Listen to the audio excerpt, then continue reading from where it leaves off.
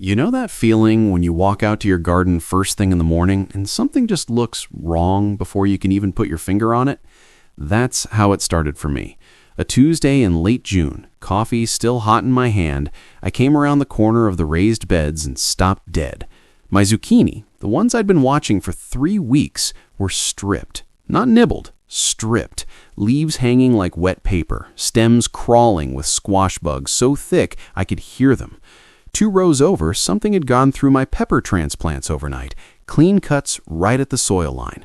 Just little green stumps standing there where plants used to be. And the tomatoes? Don't get me started on the tomatoes. I'd been watching a suspicious patch on the lower leaves all week. Told myself it was probably nothing. It wasn't nothing. I stood there in my garden slippers doing the math on how much time I'd put into those plants since March, the seed trays under grow lights in February, the potting up in April, the hardening off by the back door for 2 weeks in May. All of that, the planning, the watering, the care, and one night of pests erased it. And here's what made it worse. This wasn't the first time. It was the same story, different summer. I'd tried the sprays, the neem oil, the row covers I put on too late and took off too early, the diatomaceous earth that washed away with the first rain. Every year I'd pick a new tactic, throw it at the problem, get a week of relief, and then watch the pests come right back like nothing happened. I wasn't losing the war. I was losing it the same way every single year and not learning anything from it. Then I spent a morning in Lancaster County, Pennsylvania. There was an Amish woman I'd been introduced to through a friend, Ruth, though I won't use her family name, and she had the kind of garden that makes you feel quietly ashamed of your own. Rows of tomatoes with barely a mark on them, squash plants fat and clean, not a spray bottle in sight, no spray bottle, no row covers, nothing from a shelf. And every morning, without fail, she spent 15 minutes walking it. That's it, 15 minutes. A bucket, her 2 hands, and whatever she saw, she dealt with right then. I watched her do it, and then I asked her to explain it to me. What she told me changed the way I think about pest control entirely, and by the end of this video, it'll change yours too. I'll also share one technique she showed me for protecting young transplants that I have never seen in any gardening book. It costs nothing, takes 30 seconds, and it works. Let's get into it. Before Ruth showed me what she does in those 15 minutes, she explained why she does it, and that part, the thinking behind it, is what I really needed to hear. There's a word that comes up a lot in Amish communities, especially around Lancaster County, Gelassenheit. It's a German word, and it doesn't translate cleanly into English, but the closest meaning is something like yielding to the natural order, trusting that the system God designed has a balance already built into it, and that your job isn't to override that balance, it's to understand it well enough to work within it. Now, I'm not here to preach, but stay with me because this idea has a very practical application in the garden. When I was spraying, I was overriding the system. Every time I hit an aphid infestation with neem oil, I wasn't just killing aphids, I was killing the ladybugs that were 3 days away from finding those aphids on their own. I was killing the parasitic wasps, the hoverflies, the lacewings, all the creatures that were already moving toward the problem for free, and I wiped them out along with the pest. So the next infestation had no natural check on it at all. I'd made the problem worse while feeling like I'd solved it. That's what Ruth meant when she said most gardeners are always reacting. We wait until the damage is visible, until it's bad enough to notice, and then we go in hard. By that point, you're not controlling a pest, you're managing a crisis. And crisis management in the garden is expensive, exhausting, and it never quite catches up. The Amish morning walk is the opposite of that. It's not dramatic. Ruth doesn't carry anything exotic. She's not following a chart or consulting an app. She just walks slowly, looks closely, and handles what she finds before it becomes something she can't handle. The walk is built into the rhythm of her morning the same way feeding the chickens is. It's not optional. It's not something she remembers to do. It happens every single day, early, before the heat sets in and before the day pulls her somewhere else. That consistency is the whole secret, not the technique, the consistency. Here's the shift I had to make in my own thinking, and it took me an embarrassingly long time to get there. Pest control is not a product you apply, it's a practice you maintain. The gardeners who win, really win, season after season, aren't the ones with the best spray. They're the ones paying attention early enough that they rarely need it. Ruth's garden doesn't look the way it does because she hasn't missed a morning in 30 years. That's Gelassenheit in the garden. And once you see it that way, you can't unsee it. So, here's what the walk actually looks like, and I want to be specific because the details are what make it work.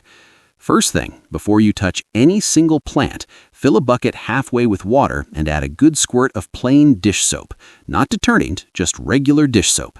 That's your only tool. Everything you find goes in there. Pests don't crawl out of soapy water, so you don't have to think about where to put them or what to do with them later. The bucket keeps it simple, and simple is what makes a daily habit stick. Now walk to one end of your garden and move through it slowly. Ruth told me once that the pace matters almost as much as the looking. If you're moving fast enough that your shirt isn't getting wet from the dew, you're moving too fast. Start with your tomatoes. Don't look for the hornworm itself, at least not at first. They're big, but they are astonishingly good at disappearing against green foliage. What you're looking for is their evidence. Dark green droppings on the leaves below, about the size of a peppercorn, sometimes bigger. If you see those, stop and look up. The worm is almost always directly above the dropping, feeding on the stem or the top leaves. Find it, drop it in the bucket, and keep moving. 2 hornworms caught on a Monday morning means you didn't spend Friday watching an entire branch stripped bare. Move to your squash and cucumbers next. This is where you have to flip the leaves. The underside of a squash leaf is where squash bugs do their real work, laying small clusters of bronze-colored eggs in tight, organized rows. They're beautiful in a way that makes you furious. Scrape them off your thumbnail right into the bucket. Takes 3 seconds per leaf. Do not skip this step. A pair of squash bugs left unchecked can lay hundreds of eggs in a single week, and once those nymphs hatch and scatter, you are in a different kind of fight entirely. Then move to your brassicas, your cabbage, broccoli, kale. Here, you're watching the air above the plants as much as the plants themselves. White butterflies drifting and hovering aren't just passing through. They're laying eggs on the undersides of your leaves. Small, pale green caterpillars, easy to miss against the leaf. Look for tiny, ragged holes as your first clue, then find the caterpillar and put it in the bucket. The whole circuit, done right, takes 15 minutes, maybe 20 if your garden is large or you stop to pull a weed or two along the way. What you're really doing in those 15 minutes isn't just pest removal. You're staying close enough to your garden that nothing gets the chance to spiral. Problems stay small because you see them while they're still small. That's the whole system right there. A bucket, a slow walk, and every morning without exception. After a few weeks of doing the morning walk consistently, something unexpected happened. I stopped just seeing pests. I started seeing patterns. And that's when I realized the walk was teaching me things about my own garden that 20 years of spraying never had. The first thing it revealed was how badly I'd been overreacting. I'd been conditioned to treat any pest sighting as an emergency. See a bug, reach for something. But once I was out there every morning, I started to notice that a handful of aphids on a pepper plant on Monday were almost always gone by Wednesday. Not because I did anything, because a ladybug found them first. The walk showed me that the garden has its own response system, and that system works if you give it the chance. The Amish understand this instinctively. Ruth told me she doesn't intervene the moment she sees a pest. She watches it for a day, sometimes 2. She's looking for whether the population is growing or whether the predators are already moving in. That kind of patience only comes from showing up every morning. You can't make that call if you only check your garden twice a week. The second pattern the walk exposed was my planting layout. Walking row by row every single day, I could see exactly where the pest pressure was heaviest.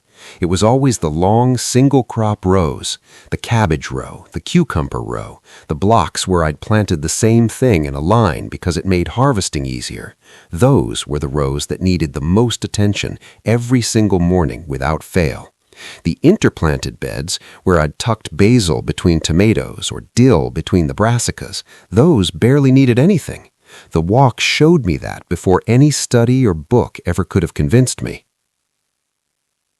The third thing it fixed was my relationship with bare soil. I used to keep my paths and row gaps clean, tidy.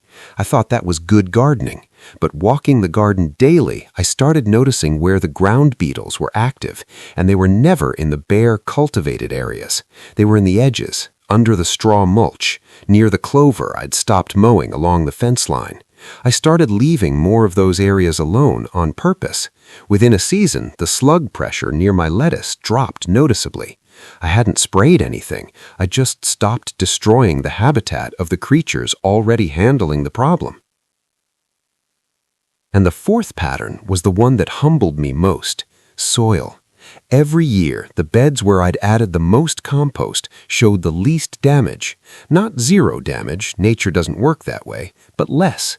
The plants were thicker stemmed, faster to recover, less interesting to the insects looking for an easy meal. The morning walk didn't just catch pests, it handed me a clear picture of everything I'd been doing wrong, gently, incrementally, one observation at a time. That's the kind of education no product can give you. All right, I promised you something at the beginning of this video, a technique I picked up from Ruth that I have never seen written down in any gardening book, any magazine, any forum thread. And I want to give it to you now because it's the kind of thing that sounds almost too simple to matter, right up until the moment you realize it saved your entire spring planting. Here it is. When Ruth transplants a young seedling into the garden, before she does anything else, she takes a cardboard tube, a toilet paper roll, or a paper towel cut in thirds, and she places it around the base of the plant. She pushes it about 1 inch down into the soil and leaves 2 inches standing above the surface. That's the whole thing, a ring of cardboard around every new transplant. I watched her do it, and honestly, my first thought was that it was just something older gardeners do out of habit, one of those traditions that gets passed down without anyone questioning it anymore. Then she explained what it was actually doing. Cutworms, that's what it stops. Cutworms are the larvae of certain moths, and they live just below the soil surface, crawling out at night and cutting through the stems of young transplants right at the soil line. You come out in the morning and find a healthy seedling just lying there, severed. No chewing on the leaves, no visible pest, just a clean cut and a dead plant. Cutworms are responsible for more lost transplants than most gardeners ever realize because there's rarely anything left to diagnose. The cardboard collar creates a physical barrier they can't cross. They travel along the soil surface, and the collar stops them cold. And here's the part that makes it genuinely elegant. Cardboard breaks down naturally in 4 to 6 weeks, which is almost exactly the window of time a young transplant needs protection before its stem hardens enough that cutworms can no longer cut through it. The collar does its job and quietly disappears into the soil. No plastic, no chemicals, no waste. Just the understanding that a young plant is most vulnerable in a specific window and that protecting it through that window is all you really need to do. I started using these collars 3 seasons ago. I went from losing 5 or 6 transplants every spring to losing almost none. That's what I keep coming back to with everything the Amish do in the garden. It's not complicated, it's not expensive, it's just paying attention to the right thing at the right moment and then doing something about it before the problem grows. Build your soil every year, walk your garden every morning, catch things while they're small, give the good insects a reason to stay, redirect the pests you can't stop, and protect your plants through the moments they're most at risk. That's the whole system. 15 minutes a morning and a little bit of cardboard. If any of this changed how you think about what's happening in your garden, tell me in the comments. I read every one. And if you want more of these deep dives into traditional gardening wisdom from people who've been doing this a lot longer than most of us, hit subscribe. There's a lot more where this came from. Thanks for spending your morning with me. I'll see you in the next one.